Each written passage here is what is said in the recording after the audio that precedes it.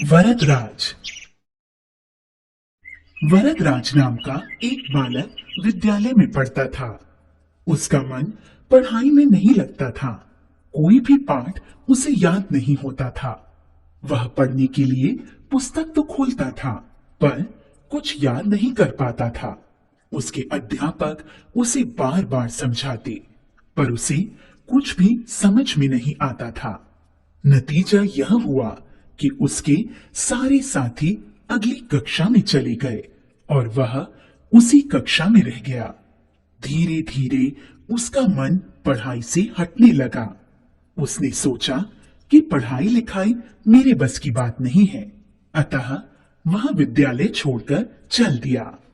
विद्यालय से लौटते समय वरदराज को प्यास लगी और वह कुएं पर रुक गया।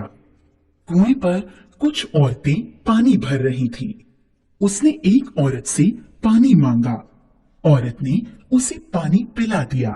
पानी पीते समय वरदराज ने देखा कि कुएं की जगत के कुछ पत्थरों पर गहरे निशान पड़े हुए थे। काफी पत्थर तो समतल थे, पर कुछ पत्थर निशान पड़ने से बेडौल से हो गए थे।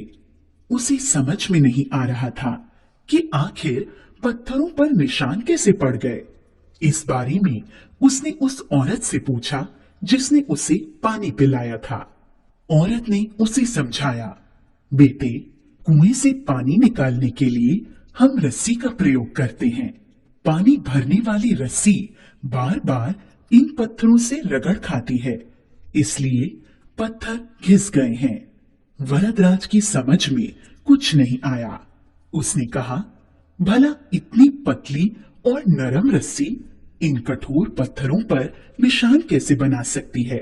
तब उस औरत ने उसे समझाया कि बार बार रगड़ खाने से पत्थर भी घिस जाते हैं।